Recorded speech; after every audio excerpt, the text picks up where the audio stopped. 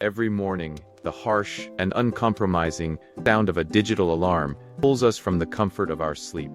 We rush through our morning routines, gulp down a hurried cup of coffee, and immediately join the endless stream of traffic to reach our busy workplaces. We dedicate 40, sometimes 50 or 60 hours a week to jobs that often drain our mental energy, all in the anxious pursuit of earning a living. We repeatedly tell ourselves that the next job promotion, the larger suburban house, or the latest premium smartphone will finally provide the happiness and stability we so deeply crave. Yet, an invisible phenomenon occurs. As our physical spaces fill with more material possessions, a persistent and quiet emptiness seems to echo louder within our minds. We find ourselves trapped in a tragic paradox of modern existence. We are working restlessly to buy things we barely have the time to enjoy, maintaining expensive lifestyles that require us to constantly run on an economic treadmill simply to stay in the same place.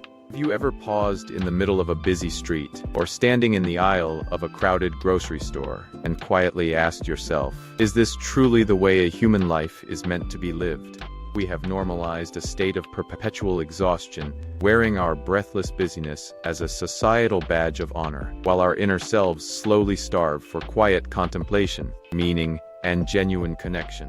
What if the path to true wealth and emotional freedom does not require accumulating more, but rather deliberately stripping away the unessential? Let us explore a timeless perspective that challenges everything modern society has taught us about success. To answer this profound existential question, we must travel back in time to the brisk, promising spring of 1845. In the midst of the rapidly emerging American Industrial Revolution, when brick factories were multiplying and the rhythm of life was rapidly accelerating, a bold 27-year-old philosopher named Henry David Thoreau made an incredibly radical decision. Armed with nothing more than a simple borrowed axe, he confidently walked away from the bustling society of Concord, Massachusetts, and stepped deep into the quiet, untouched woods surrounding Walden Pond.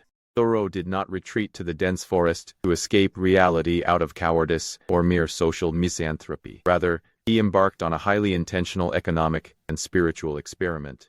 He manually built a small, humble cabin using timber he meticulously cut himself, carefully recording every single expense. He spent exactly $28.12 on all the building materials, a mere fraction of the cost of a typical house at the time, which often required an exhausting 15 years of constant labor to afford. 2 years, 2 months, and 2 days, he lived a remarkably deliberate life of simplicity, growing a patch of his own beans, baking his own bread, and immersing his soul deeply in the natural rhythm of the changing seasons. He thoroughly documented this profound psychological and physical journey in his timeless literary masterpiece, Walden.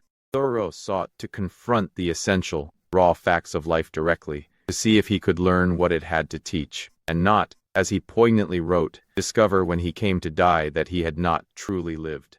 At a critical historical moment, when his peers and contemporaries were rushing blindly into new factories and buying eagerly into the rising consumer culture, Thoreau firmly hit the brakes, powerfully proving that a life deliberately stripped down to its bare essentials was not a life of miserable deprivation, but rather one of boundless intellectual and spiritual richness. From his quiet, reflective cabin beside the still waters of Walden Pond, Thoreau offers us 3 piercing core insights that can dramatically and permanently alter how we view our busy modern lives.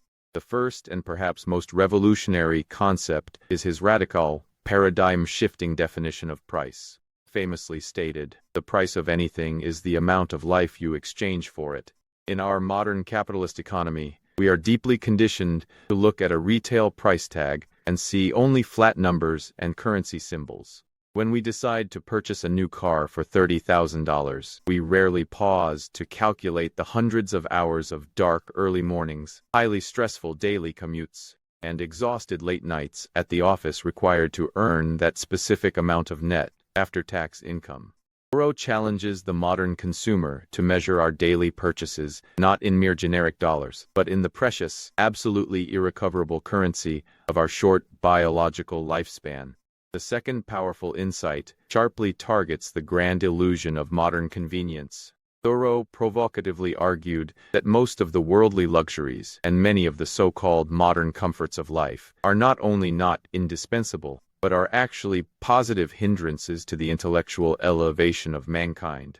We eagerly buy massive smart televisions to entertain us, highly complex appliances to supposedly save us time, and overly expensive furniture simply to impress our occasional guests. Yet, the constant maintenance, perpetual upgrading, and heavy financial stress of keeping these possessions often chain us entirely to the desks of our jobs, leaving us far too exhausted to pursue our genuine inner passions or engage in quiet, soul-nourishing contemplation.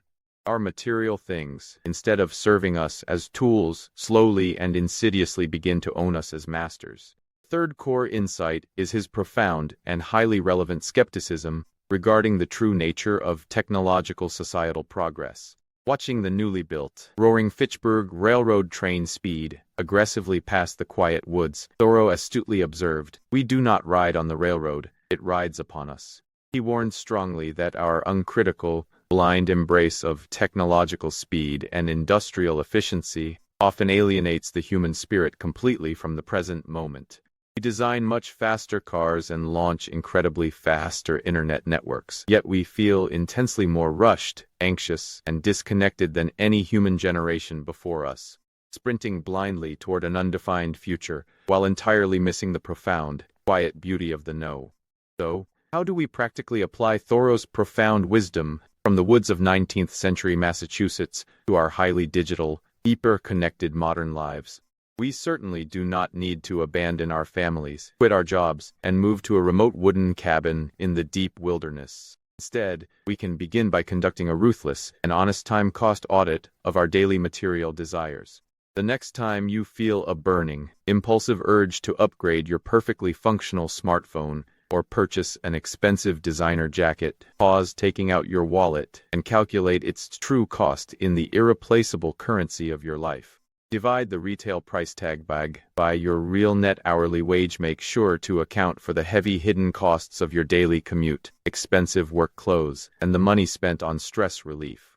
If that new digital gadget costs you 80 grueling hours of your precious lifespan, ask yourself deeply and sincerely, is this plastic and glass object truly worth surrendering 2 entire weeks of my irreplaceable mortal existence? Second actionable step is to consciously practice the difficult but rewarding art of deliberate simplification in just one specific area of your routine life.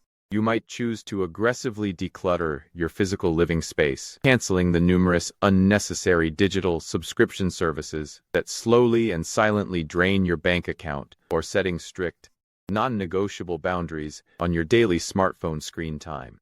By intentionally shedding these superficial layers of modern excess, you are not merely creating empty physical room in your home, you are actively reclaiming the quiet, expansive mental space required to hear your own authentic inner thoughts. You must actively defend your time against the endless demands of consumer society, learning to polite but exceptionally firm no to draining social obligations that do not genuinely nourish your soul.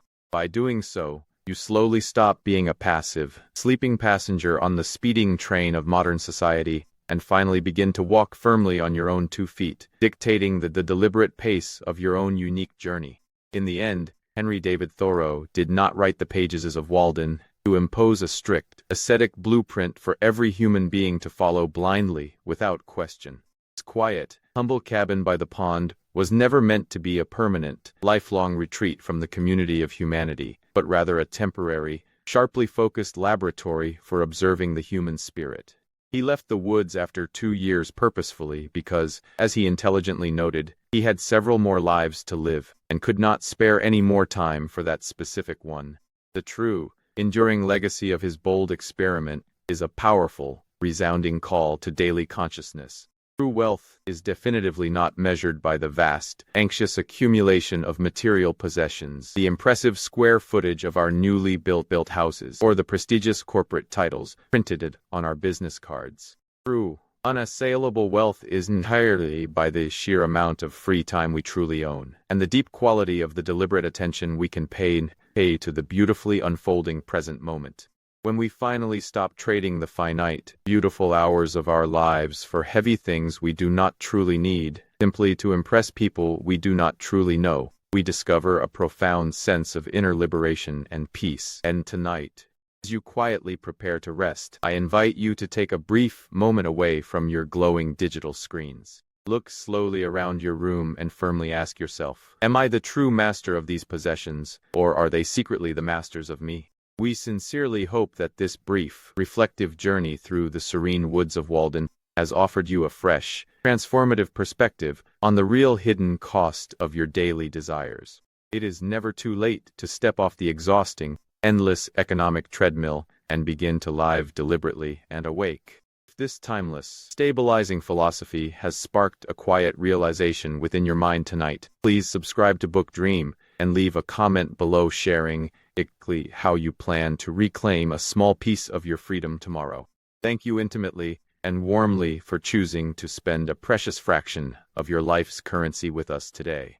May your upcoming week be filled with significantly less noise, far fewer unnecessary things, and a much deeper, profound sense of genuine, quiet purpose. Sleep peacefully tonight, deeply knowing that the absolute greatest luxury you possess is the quiet, unspoiled dawn of tomorrow, waiting entirely and beautifully for you to shape it.